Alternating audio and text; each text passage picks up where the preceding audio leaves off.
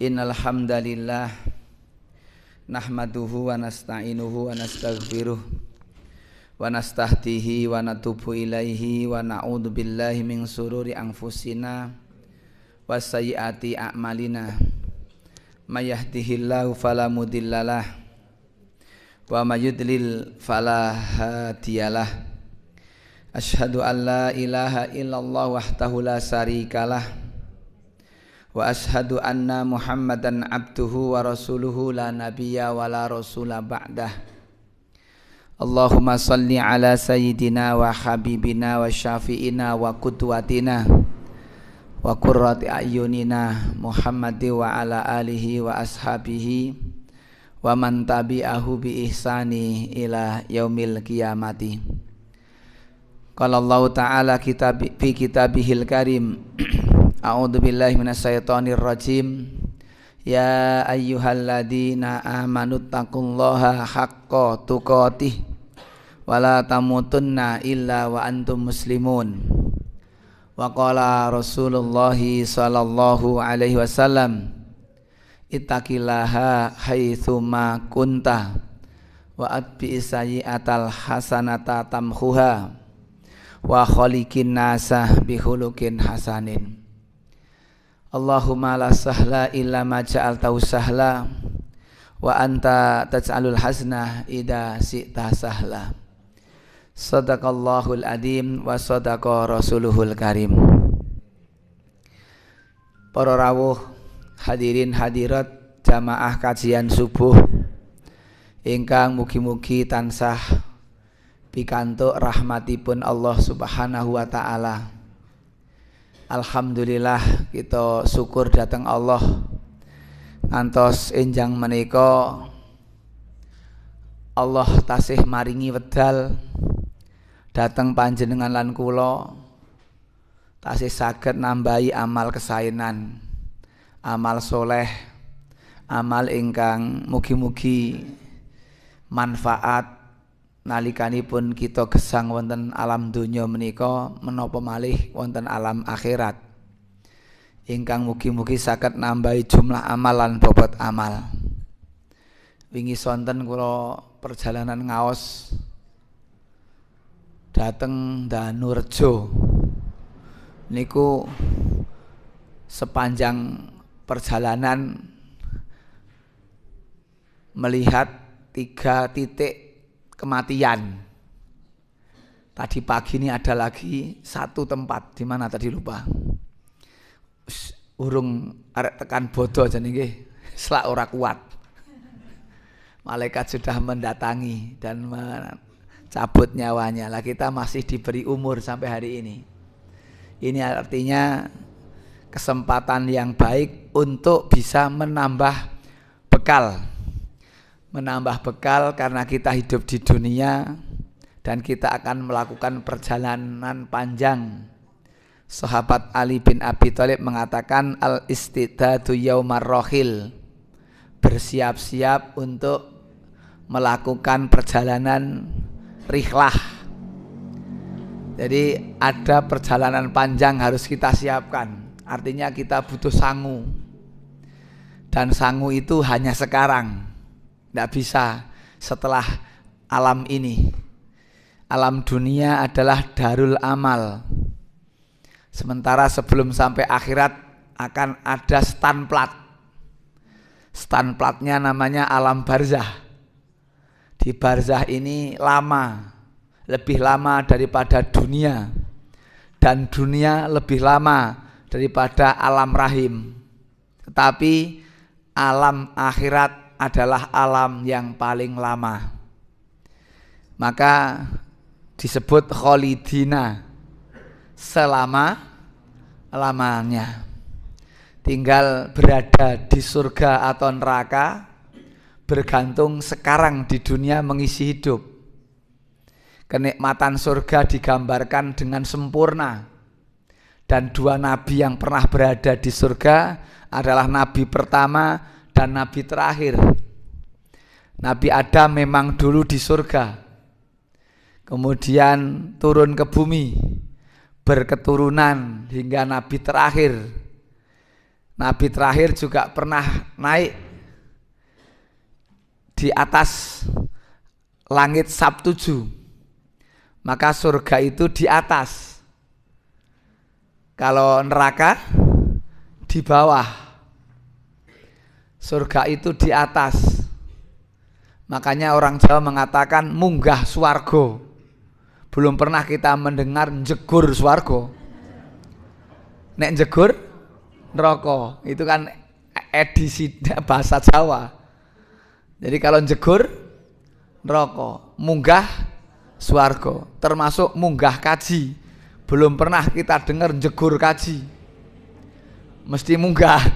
Gitu. Itulah bahasa, dan itu bahasa itu rasa. Bahasa itu rasa, bisa dirasakan. Makanya ketika kita pinter berbahasa itu bagus sekali. Itulah Jawa. Maka orang Jawa tidak salah menyebut munggah itu berat. Wong sepeda motor mawon papat rakwat pindah telu kok persnelengnya ganti telu rakwat loro gitu, loro rakwat dari siji. Lah nek kemudian loro rakwat kok malah dadi telu, keliru, saya mleyot.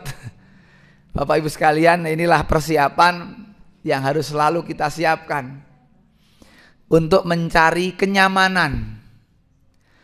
Kita ini di dunia saja berupaya nyaman, punya rumah supaya nyaman. Akhirnya harus bekerja keras bikin rumah supaya kalau hujan tidak kehujanan, nek panas rak kepanasan, supaya nyaman. Akhirnya bekerja keras. Itu bahkan kadang kebablasan lebih daripada yang kita butuhkan karena terlalu banyak keinginan. Jadi keinginan inilah yang kadang melebihi kebutuhan. Untuk itulah kadang-kadang kita tidak sebagaimana tawakalnya burung, kata Rasul. Burung itu berangkat pagi, tak lapar perut, kemudian pulang kenyang. Pagi hari berangkat, pulang sore. Tidak ada burung kok ngelembur. Lah kita ini Masya Allah gitu. Ono 24 jam barang gitu. Pernah lihat kalau burung lembur? Pulang sore saja ya sudah apa yang ada. Lah kita pulang gawa kresek barang. Mana burung gawa kresek? Pulang dari mencari maisha bawa kresek. Itulah kehidupan. Sampai mana nih sambil ngingat-ingat saya ngelupa. Sudah sampai sini kah? Atau winginane raiso saiki lali? Lupa saya. Ini sudah?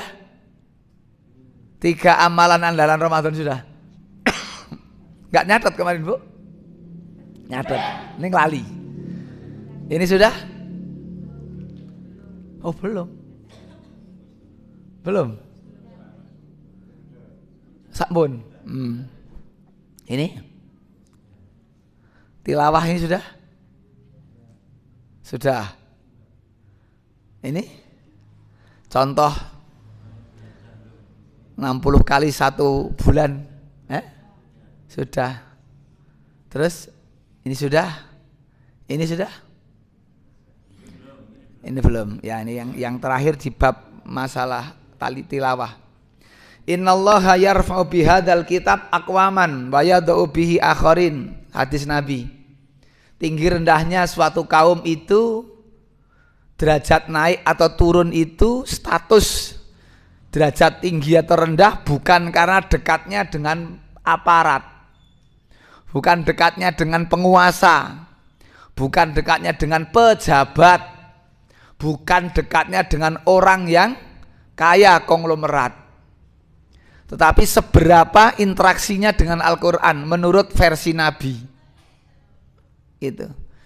Jadi menurut Nabi, tinggi rendahnya suatu kaum, mulai RT, RW, desa, camat, kabupaten, kecamatan, kabupaten, itu seberapa perlakuan ya mereka terhadap Al-Quran, bukan seberapa tingkat kekayaan atau dekatnya dengan orang kaya, tapi karena bagaimana memposisikan Al-Quran. Jadi kalau pengen RT itu derajatnya naik, aturan dibuat untuk kedekatannya dengan Al-Quran. Itu kalau Pak RT yang ngerti ngaji. Kalau Pak RW yang ngerti ngaji, masyarakatnya dihimbau ba'da maghrib sampai isya baca Quran. Semua tua muda, putra putri. Kalau begitu bagus. Karena ditemukan di Mesir, penelitian di Mesir itu baca Quran termasuk waktu yang bagus itu adalah pergantian dari gelap ke terang dan dari terang ke gelap. Ini adalah ba'da maghrib dengan ba'da subuh. Ba'da subuh itu bagus untuk baca Quran, tidak untuk tidur. Nah, kadang-kadang untuk tidur. Bahkan Nabi khusus yang subuh ini ada doa sendiri. Allahumma barik li ummati fi bukuriha. Ya Allah, berikanlah keberkahan bagi umatku di waktu subuhnya, di waktu paginya maksudnya. Sobahan mubakiron, di waktu pagi, kukuruyuk. Jadi mulai pagi sampai terbitnya matahari. Inilah waktu untuk mencari keberkahan. Yang kadang terjadi untuk meneruskan perjuangan. Ya, jadi tidur, eman-eman. Bapak Ibu sekalian, ini hadis Nabi. Saya pernah menemukan salah satu camat di Temanggung, sudah meninggal beliau, Allah yarham. Meninggalnya di Makassar. Beliau menekankan Pak Yudo, Indro Yudo. Beliau menekankan betul itu seluruh desa-desa harus ada lapangan saat itu di Keranggan. Setiap desa harus ada lapangan. Ini saya belum ada lagi yang tahu itu. Kalau seperti ini kan mendekat kepada Al-Quran, ngaji. Sementing nanti kualitas da'inya. Membahas Quran atau cerita ngalor ngidul. Tapi kalau ada wahana untuk ngaji, paling tidak bisa dikondisikan untuk memahami Al-Quran. Karena tinggi rendahnya suatu kaum, seberapa dia memahami Quran. 1 membacanya, 2 memahami, 3 mengamalkan, 4 mengajarkan, mendakwahkan. Itulah tinggi derajatnya suatu kaum. Demikianlah yang terjadi ketika di tanah suci sekarang. Dulu sebelum datang Al-Quran. Seperti apa? Coba dibuka surat Al-Jum'ah itu. Huwaladzi ba'atha fil ummiyin. Huwaladzi, Allah yang ba'atha, mengutus, mengirim, membangkitkan, fil ummiyin, kaum yang ummi. Ummi apa? Enggak bisa baca tulis. Jadi kaum yang tidak bisa baca tulis, kaum yang apa? Buta huruf.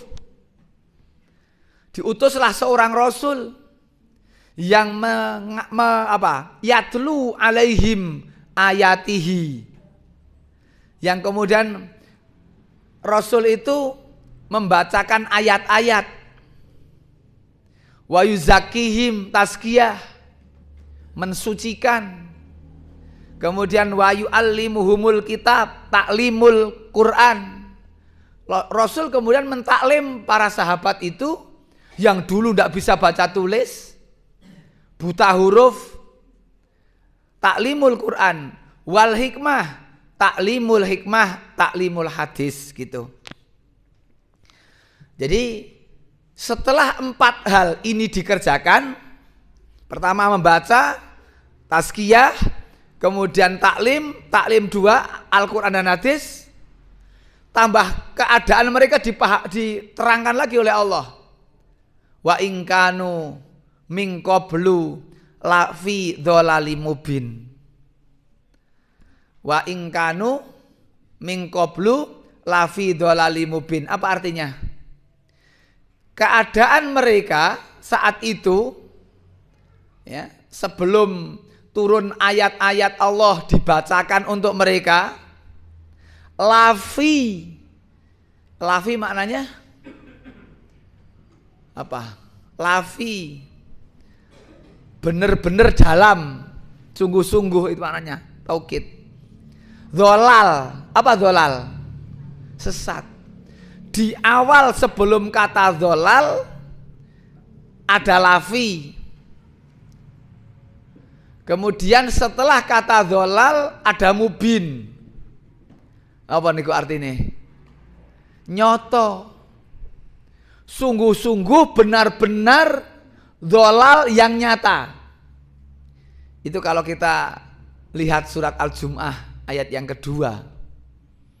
Orang-orang dulu sana, Pak, Arab itu wis buta huruf, ra iso baca tulis, ra iso maca. Gitu. Tambah sesat. Jadi kalau sesat ini akidah, kalau baca tulis ini kan terkait dengan banyak kemudahan atau sulitnya dunia. Bangsa Arab yang dulu nyun sewu, ya wong angon lah. Ya, mereka itu penggembala atau pedagang. Sekarang menjadi bangsa yang seperti itu. Bahkan setelah dipimpin Nabi dan para sahabat, akhirnya memimpin dunia dan merubah peradaban dunia. Karena apa? Karena Al-Quran. Bahkan sekarang lihat bangunan Mekah. Penjenengan ajeng melihat gendengnya Tower Zamzam, gigal kopiahnya. Ya kan? Nek arek melihat apa atas itu, apa dilihat dari bawah yo ndangak gitu, gedangan apa lagi gigal kopiahe. Saking dhuwure. Masya Allah, itulah Bapak Ibu sekalian. Jadi kita harus ikut berperan untuk bagaimana manusia itu mendekat kepada Al-Quran. Apa yang kita bisa, jangan hanya jadi penonton. Jadi jangan sampai kita ini ada kemajuan, kita tidak ikut berkontribusi. Kalau di kampung kita, di kecamatan kita, di kabupaten kita ada kemajuan Islam, kita mesti ikut udu. Kita harus ikut berkontribusi. Kalau ternyata nggak ada kemajuan, kita harus berpikir mencari terobosan. Dengan kekuatan pikir, kekuatan harta, dan kekuatan fisik. Melu bangun. Itu. Ikut berupaya. Apa yang kita punya. Kenapa? Untuk mencari kenikmatan abadi, yaitu surga. Kesempatan beramal sekarang. Kenikmatan abadi yang kemarin saya matur, sehat selama-lamanya, tidak akan pernah sakit. Maka di surga sudah tidak ada PKU. Ya kan gitu. Sudah tidak ada Pak Kamiso kan kemarin itu saya ceritanya. Sudah nggak ada Pak Mantri lagi. Kenikmatan abadi sehat selamanya. Apalagi? Ayo Bu, diulang. Hah? Sehat selamanya itu apa? Senang bahagia selamanya. Nggak ada yang susah. Satu lagi? Enggak ke belakang juga. Tidak pernah ada kematian. Ringkasnya 3 itu. Urip sak lawase ra tau mati. Ra tau lara. Jan luar biasa niku. Endi ana teng donya 3 niku. Wong urip mesti mati, wong waras mesti lara, wong seneng mesti susah. Bahkan nonton sing susah ra seneng-seneng. Ya gitu. Biyen iki koyone nek arek ndek bojo ki koyone arek seneng terus, mbasan ndek bojo kok jengkel barang lho. Ndak nggih Bu? Oh ya padha wae to. Koyone gambarane kayak urung bojo niku, wah pokoke wis di bojo seneng.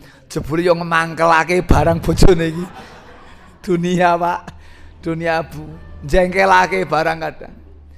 Sebelum punya anak menggambarkan nek sing di anak kok jan seneng namatke sing wis di anak guyon karo putrane. Mbasan, preso mbasan. Mbasan di anak jengkel bareng karo anake. Mau keceyang ra leren kono ora usah bali nginep kalen ngono. Astagfirullahaladzim ngono. Kon nginep kalen jajal kon anake kon nginep lek pegah bali dolanan.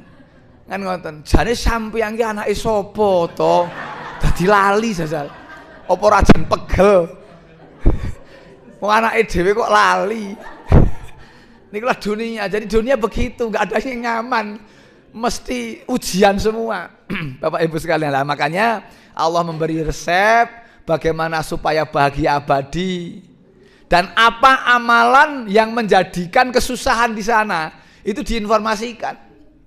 Maka Al-Quran yang 30 juz sepertiga sejarah, sepertiga hukum, sepertiga apa yang akan terjadi. Itu Al-Quran. Kurang opo jal? Sing wis tahu kelakon diulang. Nabi terbanyak disebut namanya Nabi Musa. Tuh, Nabi Musa ini disebut-sebut karena real di lapangan seperti itu. Rasul kemudian dikenalkan nabi-nabi sebelumnya, Nabi Musa. Kalau Nabi Sulaiman tidak begitu panjang diceritakan, karena kan Nabi Sulaiman ini kan sangat sulit untuk dimasukkan. Piye kerajaan kok teko memang kedep tekan ngarepan. Gitu. Tapi sejarah Nabi Musa luar biasa disejarahkan. Kemudian Nabi yang kedua paling banyak disebut Nabi Isa. Nabi Isa kedua. Nabi Musa itu 50 lebih kali disebut. Nabi Isa 20-an lebih, 25-an sekitar itu. Dan seterusnya. Untuk apa? Pelajaran. Dan semua mengandung ilmu, Pak Bu. Bagaimana ketika calon istri Nabi Musa dibantu oleh Musa ketika mau memberi minum gembala, ya kan gitu. Kemudian dia pulang lapor ayahandanya, mengenalkan ada seorang yang kuat dan amanah gitu loh. Jadi kuat dan amanah disebutkan dalam Al-Quran. Bapak, ada seorang pemuda yang kuat fisiknya, amanah dia. Sekarang kok bisa mengatakan kuat? Iya, karena dia mampu mengangkat penutup. Kuat, tahu dia. Yang kedua kok amanah? Ayo, amanahnya apa? Ini jarang dibahas. Kok tahu si perempuan ini putra Nabi siapa? Sing putri ini. Su'eb apa sih? Bukan. Su'eb ya. Itu kan pulang menerangkan kehebatan Musa. Jadi dia pengen diambil sebagai istri orang yang kuat dan orang yang amanah. Ini tanda ada dalam Al-Quran. Seorang bapak mencarikan istri seorang suami calon, mencarikan suami seorang anaknya, mesti yang begitu, yang kuat dan amanah. Lah sekarang yang amanah dari mana? Kok istri ini calon istri bisa tahu? Kuatnya dari sisi air itu, dari menyiapkan air. Amanahnya itu karena calon ini, anak perempuan dua ini kembali ke Musa untuk mengatakan bahwa bapak menunggu Musa. Bapak pengen berterima kasih, bapak saya sudah tua, pengen berterima kasih kepadamu dan kamu segeralah ke rumah kami. Ini modus supaya jadi mantunya gitu loh, supaya jadi suaminya. Begitu sampai. Lah bagaimana? Saya nggak tahu rumahmu, saya nggak tahu rumah bapakmu. Sementara ya saya di depan, kata istri, kata dua perempuan itu, kami berdua di depan gitu. Akhirnya Musa di belakang, tapi kan di tanah sana anginnya semeribit, sehingga pakaian wanita ini kan bisa dilihat dari belakang, kan gitu. Akhirnya Musa, kamu di belakang, gitu. Kamu di belakang, saya di depan. Lah kamu nggak tahu rumah saya, kamu nggak tahu rumah bapakku, terus gimana kamu cara tahu bagaimana nanti kanan kirinya? Nanti kau lempar kerikil ke kanan, aku ke kanan. Ini pramuka nih, saat ini pramuka. Nanti lempar kerikil ke kiri, saya ke kiri. Itu Musa di depan akhirnya.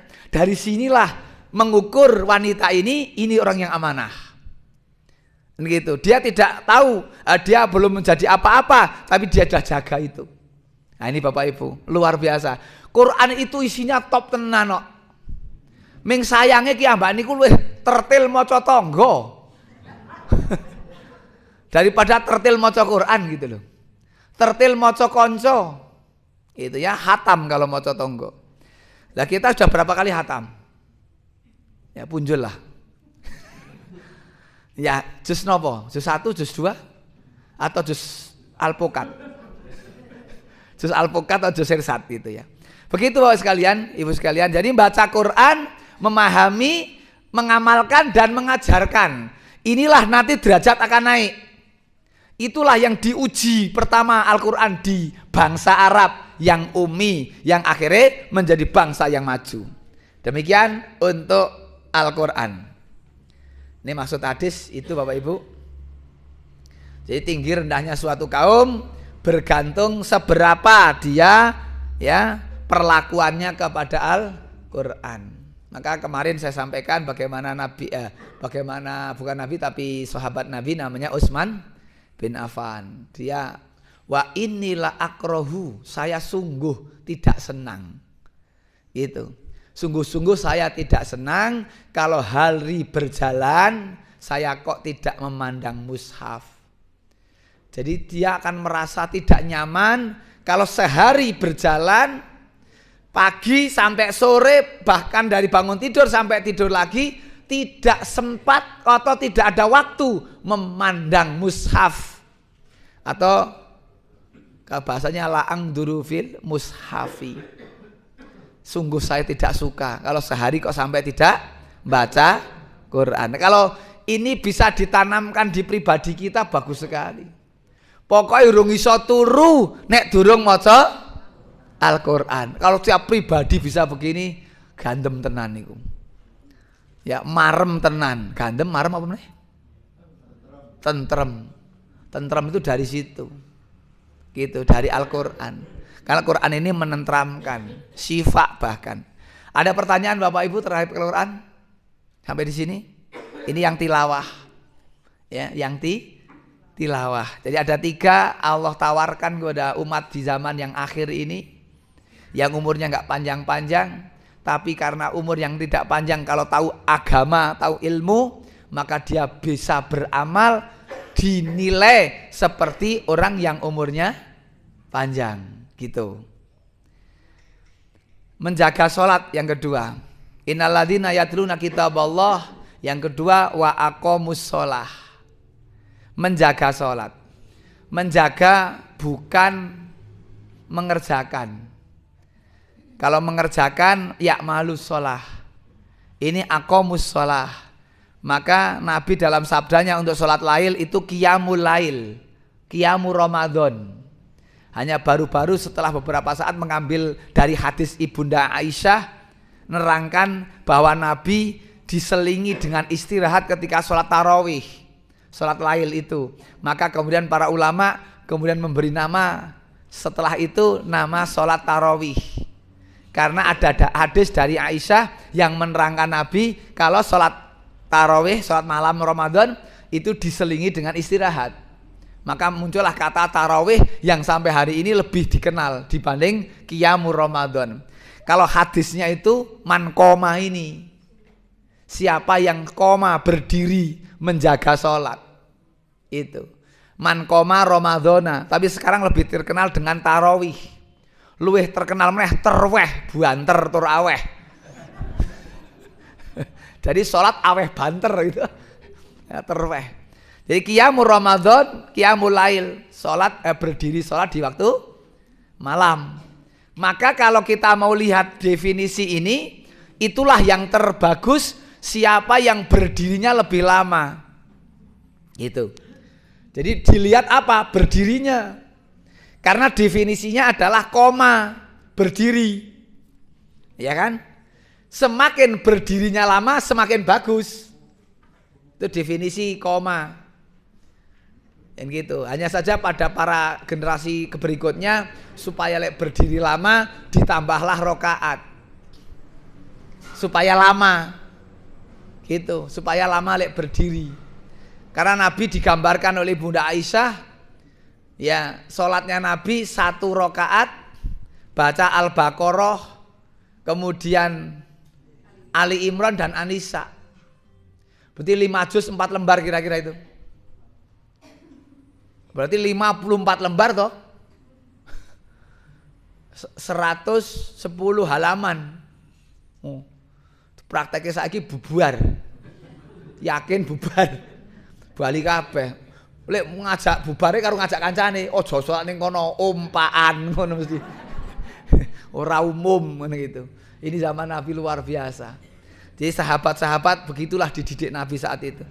Dan sholat ini Bapak Ibu yang mendapatkan perintah paling berbeda tempatnya. Sholat 5 waktu itu tempat perintahnya bukan di bumi, tapi di langit. Ibadah-ibadah yang lain selain sholat itu perintahnya di bumi. Tapi kalau sholat itu di langit, maka sholat ini menjadi ukuran. Sampai Nabi mengatakan di hari kiamat, hari hisab, yang paling dipresani pertama sholatnya. Manakala sholatnya baik, yang lainnya. Ini ukuran. Seorang suami kalau sholatnya baik, pasti baik jadi suami, begitu ukurannya. Seorang laki-laki kalau sholatnya baik, maka dia akan baik jadi seorang laki-laki. Pemimpin, ar-rijalu qawwamuna 'alan nisa. Ukurannya sholat. Wanita sholihah, istri yang sholihah diukur dari sholatnya. Dia akan berperan jadi istri kalau sholatnya benar. Ini ukurannya. Ning nek salate ora genah dadi istri ra genah. Itu. Suami juga gitu. Lah kalau suami salat aja enggak genah gimana? Memimpin. Nah ini penting untuk dipahami. Karena nanti orang yang salatnya benar, baik salatnya gitu, akan baik umroh hajinya. Akan baik zakat infak sodakohnya dan seterusnya. Karena yang menjadi ukuran adalah sholat. Maka sholat ini paling berat sebetulnya. Karena sehari 5 kali. Coba ibu-ibu sholatnya wis telat, asaran wis telat, gak arek wudu dicelui kancane, "Bu, kondangan saiki." Akhirnya apa? "Sik tak sholat sedilit," mesti ngono jawabane. Orang muni, "Wah, aku tak sholat wae," aku enggak gitu. Ning tak sholat lak ora krasa to kuwi. Muni sholat sedilit itu jan koyo gagah gitu mesti. Nek ngobrol suwe, nek sholat. Nah, kata sik tak sholat sedikit, ya tak sholat sebentar, itu kan menunjukkan kualitas. Tuh. Jadi kualitas sholatnya. Kemudian kok muni sedikit mesti rada banter. Wes tengah-tengah urung rampung sholat, putrane celuk-celuk, "Bu cepet Bu, selak ditinggal." Ora dinteni, ditinggal kok. Wah kata ditinggal kan dikebut tuh. Saya banter napa soalan nih sholat? Mesti banter, gaspol. Mbasan ngono lali iki mau pirang rakaat yo. Terjadi, Pak. Jadi sholat itu berat. Tadi sebelum sik tak sholat sedilit wis ana adzan seah. Preso seah. Kosa seah sisandenya meh rampung. Kalimat ini lazim banget di telinga. Sik sisandene emeh rampung. Nah, akhirnya molor. Maka terjadilah sholat asar mepet maghrib. Itulah golongan sarip. Wudu pisan kena ge asaran karo maghrib. Ini namanya punya KTA sarip. Bahasanku subuh golongan bangsawan.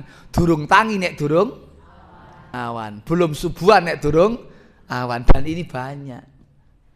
Ada yang jamaah pun kadang asaran 4:30 baru azan. Ada enggak? Wong azan asar jam 3 kok 4:30 ke azan. 4:30 azan, pujian setengah jam. Jam 5 komat. Lah ya medun asaran wis maghrib lah. Karo dipirit dikir mongko wirid dikire duwu. Wirid dikire panjang. Belum ketika takbiratul ihram imam rada dadi wah tambah suwi Pak. Allahu akbar sedekap ini medun meneh jengkelake. Asing mburi kan ora ngerti Allah melu apa? Melu takbir karena sunahnya kalau imam sudah takbir segera takbir. Kalau bisa jangan sampai ketinggalan takbiratul ihram. Kan gitu. Ada tamu melu takbir Allahu akbar ngono. Malah diketepuk karo sampingnya, Mas makin riyen niki dereng mesti dadi. Tenan ping 3, ping 4, ping 5 diduga. Mas nek sing niki mangke dadi nggo mulai gitu. Niki terjadi, Pak. Ora sinetron asli. Ana imam arek salat ora dadi takbire. Mbasan wis dadi takbire, salate buantere pol. Astagfirullahaladzim, saya kadang-kadang piye lah memberi nasihat kepada mereka ini. Standarisasi imamnya belum masuk. Wong kene gak asyhadu kok wis salam jajal. Padahal ada doa 4 perlindungan sebelum salam. Kan gitu. Ini enggak dibaca sama sekali wong. Kayak asyhadu assalam. Sopo sing rek ngeling kene iki jal? Sedih ndak mungkin kita panggil majelis tablik. Kok njuk mereka diundang. Ndak mungkin PDM ngundang. Nek ngundang ra teko ya toh. Sopo sing ngundang jal? Ini kan PR kita semua. Saya ya ini tadi pagi lah Pak, kemarin juga ketika saya kesini sama kejadiannya. Ini mihrabnya imam sana, kemudian yang di depan itu hanya 1-2 orang saja, yang tentu adalah muadzin, yang jelas di belakangnya imam 1 orang, yang di belakang agak banyak Pak, tadi 2 soft tadi itu, modal mesti gede. Lalu kemudian ini yang di depan masih di sana-sana itu toh, loh ini komat. Imam muadzin komat, langsung selesai komat muadzin di belakangnya yang namanya imam langsung takbir, tidak melihat kayak do jalan menuju soft. 2 sesuatu yang tidak pas Pak. 1, para makmum tidak langsung masuk di soft awal. Ini jelas tidak pas. Malah akhir di belakang-belakang ketika komat tidak langsung siap, masih jalan. Mongko imame yo ora komo-komo ndelok makmume. Itu loh Pak. Anak seperti ini toh Pak. Mestinya imam itu ketika di sini juga masuk langsung takbir toh. Lihat dulu makmum kayak apa. Nek urung apa? Urung tokoh jangan hadap kiblat, biar kokoh dulu. Bahkan saya ketika di Al-Irsyad itu, di Al-Irsyad Salatiga, itu imam melihat sof 1 dulu. Soful awal, sawu sufakum, rapat, rapi, baru masuk sof 2 tuh. Imamnya melihat sof 2. Terus sof 3 sampai semuanya baru dia naik ke sana, baru takbir. Itu begitu. Lah ini toko-toko koma, toko orang ngerti ke anak Allahu Akbar. Ini dan masya Allah saya sedih kok. Ini cara sopir, ya Bu.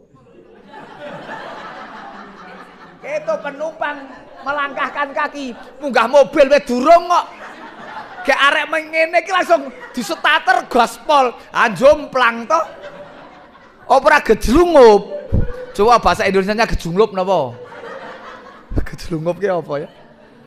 Ya ora ono bahasa Indonesiane gejlungup itu. Napa Bu? Gejlungup apa bahasa Indonesianya? Ya Allah ya Rabb, aku jangan sedih Pak. Ini wong imam itu yuk nonton kahanan kan? Ini makmum mesti siap atau durung? Ono sing gek mlaku. Nek diibaratkan kendaraan kan bubar kabeh niku.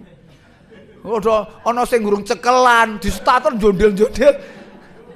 Ono sing tubruk-tubrukan lah ya Allah. Sing ajeng ngeling kapan? Saya tuh sudah sejak zaman Pak Hasim sudah memikirkan itu Pak. Pak Hasim Allah yarham jadi bupati. Ini mestinya Pemda yang ngundang ini. Pemerintah daerah memfasilitasi. Kan gitu. Diundang semua, baca hadis Muhammadiyah sama hadis NU podo cara sholat itu. Iya enggak? Dulu Nabi sebelum rukuk dengan sempurna, itu yang namanya sahabat tidak menekuk lambungnya, belum. Menekuk apa menekuk? Jadi ketika Nabi belum sempurna ngeten iki, itu sahabat itu masih berdiri itidal atau berdiri sholat, berdiri masih. Ketika lihat Nabi sudah rukuk sempurna, baru sahabat rukuk. Maka bahasa Arabnya pakai roka'a, fi'il apa? Madhi, pasten. Sudah rukuk, bukan ge arek rukuk, itu makmu dhari. Lah imamnya ge arek rukuk disusul makmum kok. Tidak boleh mendahului imam, tidak boleh barengi imam, tidak boleh ngeri ngeter. Ini berapa banyak ono sing imam wis tahiyat lama gek munggah dari sujud. Dia berdasar hadis sedekat-dekatnya hamba dengan Tuhannya adalah waktu sujud. Perbanyaklah doa. Bener hadisnya, ning ora pas jamaah. Nek pas jamaah dipimpin imam ora kena kok malah sujud lama, imamnya sudah sholawat. Ini kan imam harus diikuti. Lu ngono sujud suwi banget. Ini ndak pas. Nek dewean suwe monggo. Ning nek dong bermakmum dia harus taat imam. Nah, disi nggak kena, nggak boleh apa lagi? Barengi dan ngeri. Nggak boleh. Berapa banyak yang bareng imam kalaulah tidak disi? Barengi bareng. Dulu Nabi kalau belum sujud dan dalam bahasa hadis kening beliau belum ditempelkan di tanah, para sahabat masih berdiri tegak. Kalau kemudian sahabat Nabi sudah sujud baru sahabat nyusul. Sekarang itu imam niku belum tekan sujud terus di barengi. Imam tuh mungkin kayak jerodon jengking sidik lah. Kan kayak jengking sidik itu sudah di. Makanya dengarkan perintah dengan sempurna dulu. Allahu Akbar, kita baru bar itu kayak regedeg. Sami Allahu liman hamidah, dah itu kayak regedeg. Jangan kayak sami ngutuk ngono. Kayak Allahu ngono, kok surgut-surgut. Ini banyak sekali yang begitu. Saat ini nek coro sniper, eksekutor, tembak mati. Satu orang disiapkan 12 sniper. Semua wis ngene kabeh. Yo ada komandan, tembak gerak, kayak muni tem duer, Pak kan nonton. Urung tekan mbak niku. Apa meneh kok gerak. Iki nek ana wong rolas yo ngene, Pak. Ngono mbak, ngono anggar ana der 12 itu tetet ngono tulisane niku. Astagfirullahaladzim. Piye lek ngenahke dal ini? Ini tanggung jawab kita bersama. Maka cari pemimpin yang memfasilitasi bagaimana umat beragama itu penting. Gitu. Kemarin saya sampaikan kepada pimpinan wakil bupati itu. Karena pas saya bisa ngaji beliau mendengarkan WHP gitu. Mumpung tak sampaikan itu. Ini suatu saat kudune ngono. Mau sekarang ini masih kan bupati dan wakil masih 5 bulanan ya. Lumayan masih 5 bulan. September kan sudah selesai. Itu. Nah, ini mbok yo ada usaha-usaha untuk mengumpulkan itu. Dipanggil semuanya.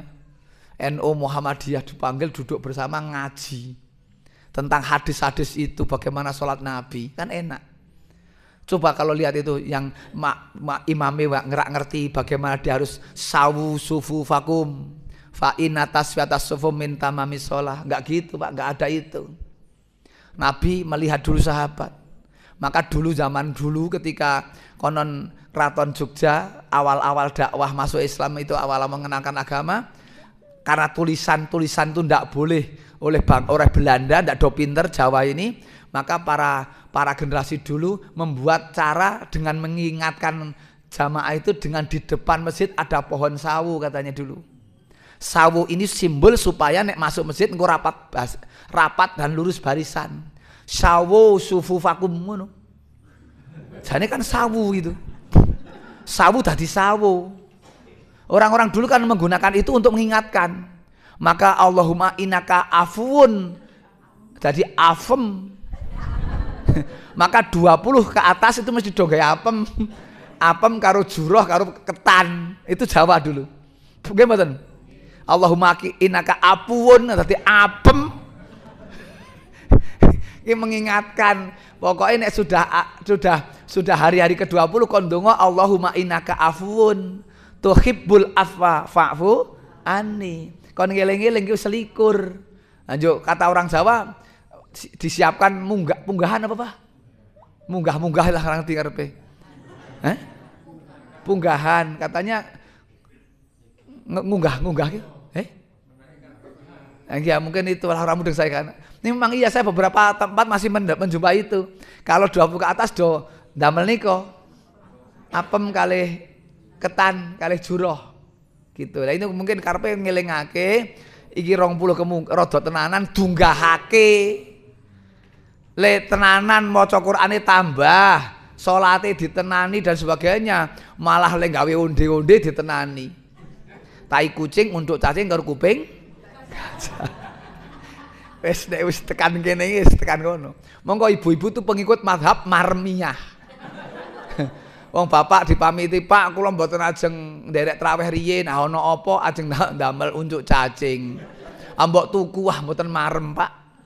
Ngono tekan bodo kok njo, monggo Bu niki jan empuk, renyah. Ngoten niku to, nek nawake niku empuk renyah damelan itu kata yang bapak ndak bisa paham. Damelan piyambak niku ibu-ibu nek ngoten niku kok njuk sing ditawari niku kok ndahar kok jan ketok enak niku walah senenge ngungkuli bodo tambah sadranan karo 17-an. Wes pokoke marem tenan niku karena pengikut mazhab Marmiyah. Nek mazhabnya Syafi'iyah 1 bulan 60 kali hatam. Nek Marmiyah leren maca Quran. Well, ini kalau sholat kan kono barangnya. Nah, lanjut. Keutamaan sholat sekarang ini. Ini hadisnya, ini terjemahannya. 1, 2, 3, 4, 5. Nah ini kok. Yang pertama Allah menghilangkan kesempitan hidup. Sempit bukan karena rumahnya yang kecil, tapi hati. Berapa banyak orang yang rumahnya besar, bahkan tingkat, ning sempit hatinya. Ya karena apa? Karena Allah yang menjadikan hati sempit dan lapang itu bukan karena keadaan badannya ya, tapi pikiran. Begitu. Yang kedua, Allah menghilangkan siksa kubur darinya.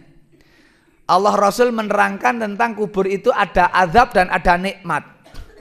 Azab kubur sebab apa, nikmat kubur sebab apa juga diterangkan. Jelas banget gitu. Kemudian yang ketiga, Allah akan memberikan buku rapot ya, catatan dari arah tangan kanan, bukan dari kiri atau belakang. Kalau diberikan catatan rapot itu dari kanan berarti bahagia, baik. Yaitu. Kalau diberikan lewat tangan kiri atau belakang itu buruk. Yaitu. Dan yang selanjutnya keempat, apa itu? Dia akan melewati jembatan Sirat. Nek ting mriki Sirat jembatan apa bahasa Jawanya? God. Uwot. Uwot. Uwot. Nguwot Sirat wong Jawa malah ngarani. Wis nguwot Sirat, gitu Pak. Ya nguwot Sirat. Seperti malam Lailatul Qadar. Wis malam Lailatul. Ya Lailatul ke ya malam kuwi. Ya kan? Ya nguwat sirat ya, surat sirat ke ya uwat. Kan gitu ya. Jadi nguwat sirat lah. Orang nguwat sirat bergantung amalnya. Bergantung bagaimana dia beramal di dunia. Cepat dan pelannya bergantung pada cahaya pemandu. Maka nanti oleh sahabat Abu Sa'id Al-Khudri diterangkan tentang sirat. Sirat itu ketika orang nguat lewat itu ada yang cahaya pemandu untuk mempercepat itu, ada yang seperti kurma, pohon kurma, buarap-buarap gede banget itu sehingga cepat dia. Ada yang seperti besarnya rumah, macam-macam tentang cahaya. Ada yang seperti lilin mau mati. Jadi ketap-ketip koyo rek mati ning urip. Jadi ketika enggak terang dia pelan lewat sirat. Ketika terang banter lagi. Terus tetapi sampailah di sana. Lewat gitu. Dan yang lewati sirat ini muslim, baik lahir batin atau lahirnya tok. Orang kafir nggak ngelewat. Orang muslim lahir batin ini muslim tenan sejati. Ada muslim ngaku muslim lahir tok, batin ndak, ini munafik. Orang munafik tetap melewat sirat. Karena dia secara zahir diakui Islam. Tetapi ketika dia lewat dia akan jatuh dan tidak bisa meneruskan perjalanan. Itulah orang-orang munafik yang akhirnya innal munafikina fit darkil asfali minan nar, dia menduduki neraka yang paling bawah. Itu orang munafik. Kalau orang kafir malah tidak, langsung bablas, langsung los. Jadi orang kafir rada lumayan ra ono deg-degan barang niku. langsung teng mriko. Nah, orang Islam itu ono deg-degan buat sirat. Itu bergantung berapa pengorbanan dia di dunia. Itulah kesempatan di dunia maka untuk beramal. Sirat itu berat. Kata Abu Sa'id Al-Khudri, sahabat Nabi, lebih licin, lebih tajam, lebih kecil. Itu keterangannya itu. Kaya ngopo yang dilewati itu, kecil. Dan orang bisa lewat bukan karena kepintaran, keseimbangan badan, bukan. Makanya orang-orang yang antri di sana dongo Robbana, melihat teman-temannya yang orang-orang yang lebih dulu nguat itu dia Robbana atmim lana nurona waghfir lana innaka ala kulli syai'in qadir. Ini dalam surat akhir lah 28-an juz 28 itu. Ada doa itu. Robbana atmim lana nurona. Ya Rob, Tuhan kami, sempurnakanlah cahaya atas kami.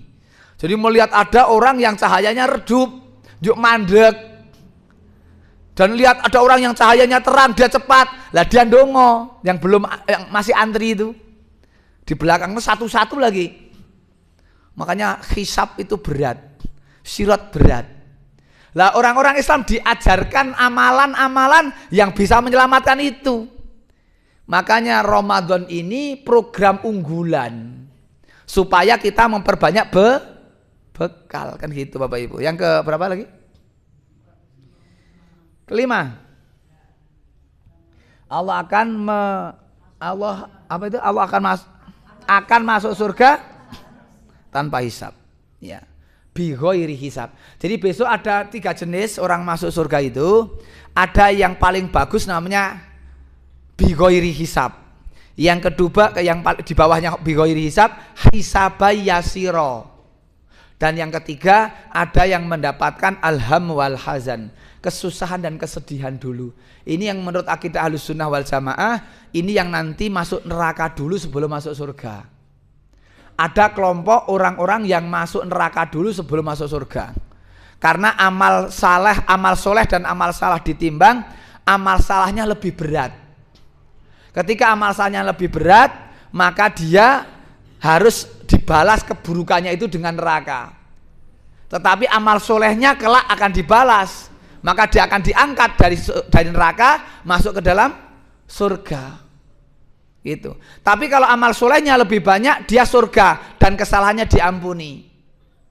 Tetapi kalau kemudian amal salah dan amal soleh podo, bobotnya, timbangannya itu, kebaikan dan keburukannya sama, maka dia akan menjadi penghuni namanya ashabul a'raf. Maka di Al-Quran surat Al-A'raf ada ayat wa bainahuma hijab wa alal a'rafi rijalu ya'rifuna kullam bisimahum.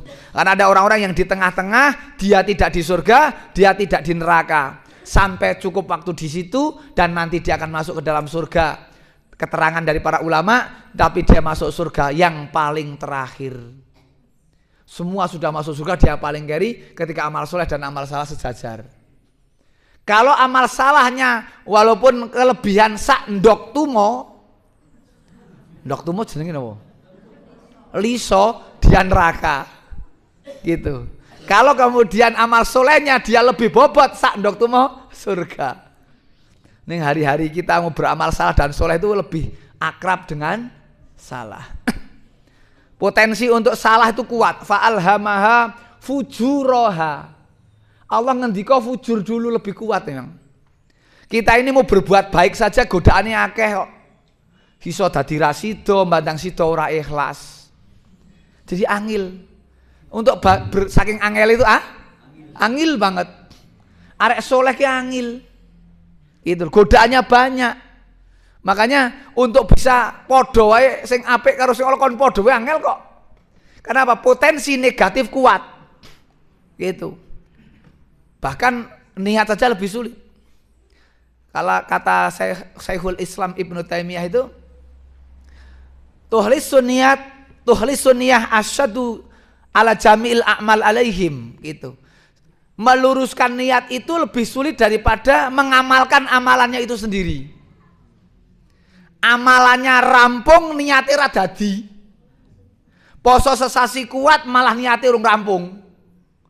Cara wingi ke ora sak kantor do poso kabeh nyung yo arek poso gitu. Hanya isinnya mosok angger luhur kula golek lotrek kan gitu. Ini orang posone jan niate urung dadi nek posone rampung. Mungkin simbah-simbah yang ngono aku jan cara putune cah cilik-cilik ke do ora poso nyung yo ora arek poso. Cah cilik-cilik do poso nyung yo isin ra poso kan gitu. Ini namanya lilah apa li isin. Jadi niat itu malah lebih sulit. Ngaji ngeten iki berat juga. Ono krana di napa? Diampiri mangkat. Nek ora diampiri nyong wegah. Nah gitu kan itu. Ada yang kemudian ya memang tingkat imannya gitu. Maka kita saling menguatkan. Pun jam 6, Bu. Iko, Salat lail ini salat terbagus setelah wajib. Dulu pernah wajib salat lail itu. Sebelum 5 waktu datang itu salat sebelum 5 waktu diwajibkan itu ini salat lail adalah wajib dulu. Gitu ya Bapak Ibu, agak cepat. Keutamaan salat rawatib. Nah, ini termasuk jaga sholat wajib itu dengan mengikuti yang sunat. Nih, sholat sunnah rawatib itu ini yang ada dalam hadis tadi. 4 rakaat sebelum zuhur, 2 rakaat sesudahnya, 2 setelah maghrib, 2 setelah isya, 2 sebelum subuh. Siapa yang mengerjakan ini? Banallahu lahu baitan fil jannah. Dibangunkan rumah di surga. Berarti gagungan omah ning swarga pisan. Nek kira-kira di omah ning swarga ndak sing di omah ning swarga? Ndak wonten wong sing digaweke omah ning swarga ning piyambake ra ning swarga? Apa omahe ning swarga dikontrakke? Ini dari Allah ini. Berarti sekarang bisa nyicil. Sekarang bisa nyicil nyicil semen, nyicil pasir ya, nyicil batu bata dengan sholat rawatib, sholat yang mengiringi wajib ba'diyah atau qobliyah. Iman kalau enggak wong gak mbangun omah donya direwangi utang. Wani ngomong karo toko besi, mbok kula tak anu riyen nggih, utang wong niku mung garek kurang sithik men rampung sisan. Wani ngono. Ora wani karo toko besi, wani anu bapak ngendika karo ibu, Bu, mbok jajal ngono nyileh-nyileh ngene dawis nek iso. Karena wanita solihah samikna njrantral ora semrindil langsung Bu, mbok ngampil anu nggih damel niki nyebrak mawon niku kok kurang sekedhik damel tumbas semen. Ah Bu ngapunten kok wis gedhisian ngono. Mengko sing nyileh ya bendara dawis kuwi. Ya disilah dhewe kan gitu. Nah ini kadang untuk dunia aja kita begitu kok. Untuk dunia bangun dunia sampai seperti itulah, kita bangun akhirat ora do aras-arasen. Nek urung komat kok urung mangkat. Kapan qobliyah? Begitulah selanjutnya. Qobliyah asar 4 rakaat itu ada riwayatnya sendiri. Ini yang kemudian Allah Rasul mendoakan mudah-mudahan Allah memberi rahmat. Memberi rahmat 4 rakaat sebelum asar. Tapi ini bukan masuk rawatib. Bukan. Ini berdiri sendiri agar mendapatkan rahmat Allah. Padahal orang masuk surga karena rahmat. Yang lain lagi suruk. Ini sholat sunat yang mungkin perlu dikejar juga. Suruk itu sholat berjamaah di masjid subuhan. Kemudian nunggu sampai matahari terbit, setelah 10 menit, 15 menit, 10 menit, sholat 2 rakaat. 2 rakaat itu pahalanya seperti pahala haji dan umroh.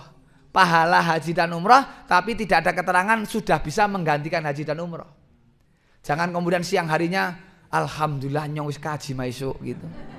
Nyong wis ora usah kaji meneh gitu. Ini leman-leman mobil apik didol.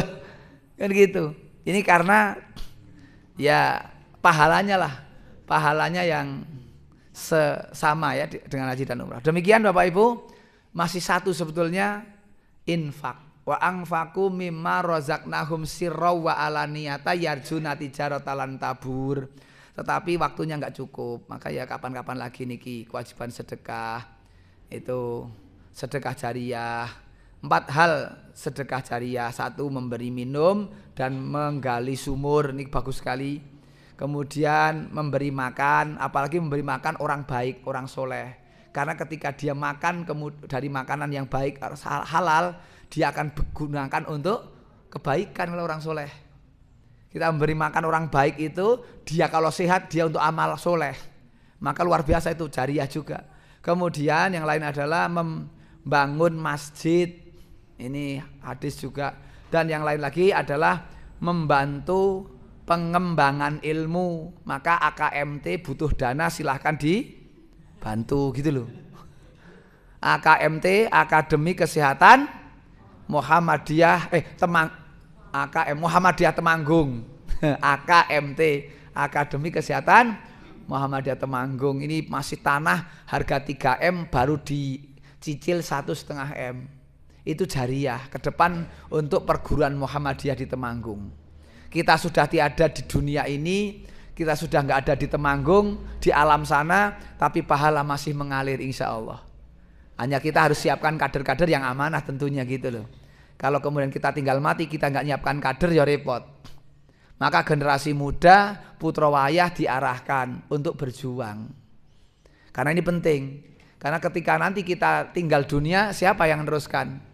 Kalau tidak ada repot. Padahal kita punya aset banyak, sekolahan pirang-pirang, masjid pirang-pirang. Ning para generasi mudanya kalau nggak diajarkan agama, repot juga.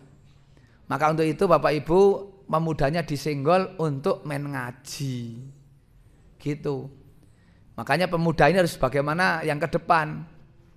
Saya 10 tahun memimpin pemuda sedih karena sulit mencari generasi muda. Memang lebih sulit daripada IPM. Nah IPM itu masih sekolah, masih gini, masih patut. Pemuda ini Bapak Ibu kendalanya, dia harus sudah mulai mencari ma'isyah. Sehingga kadang harus meninggalkan kota Temanggung. Anaknya aktif, benturan pekerjaan, harus meninggalkan Temanggung. Akhirnya keluar, ya aktif di sana, ndak hilang. Mbasan, preso mbasan tadi ya. Mbasan sing ning kene wis ana gawean ya isih enom, ya putra-putri Muhammadiyah, ya kadang-kadang nyun sewu putra daerah tokoh dan sebagainya. Bahkan maaf, kadang dia bekerja di Persyarikatan Muhammadiyah ning diajak ngaji sami'na wa qusina. Ini sedih tenan. Kalau di sini sudah dapat pekerjaan, ning kene cetha gawean ra kudu metu kudune kan ewangi-wangi lebih semangat untuk memperjuangkan agama lewat persyarikatan. Ning ternyata tidak metu wis babar blas ora mikir. Nek wis bekerja ya kadang nggak pokoknya wis berjuang lewat bekerja kuwi. Malah begitu. Diajak ngaji rak gelem, memakmurkan kuliah subuh walah. Jan marah sing ngakon sing ngarai jengkel wae. Mana sekarang SD Muhammadiyah, MI Muhammadiyah yang gitu dan sebagainya yang menjadi aktivis kuliah pagi. Ya kan gitu. Akhirnya pengajian ya sepuh-sepuh. Maka para khotib, para mubalik, para kakek-kakek dan nenek-nenek yang kami hormati ngono jane patute kuwi. Andi sing nom ra ono. Jamaah kakek-kakek dan nenek-nenek ngono. Jamaah simbah-simbah. Lah sing nom ra ono, sing guru-guru di Muhammadiyah. Iya niki mbuh do turu mbuh apa? Kapan? Kita ada cara dengan apa itu? Disentuh hatinya angel. Mbasan nganggo aturan dunek ki apa? Wah pun ditutup mau nggih. Pun Pak niku pancen kula jatahe kudu pindah. Demikian Bapak Ibu sekalian nginjing melih sowan melih. Kalau ada kata apa matur yang enggak pas nyuwun pangapunten, insyaallah niatnya bukan untuk hal-hal yang negatif ya. Assalamualaikum warahmatullahi wabarakatuh.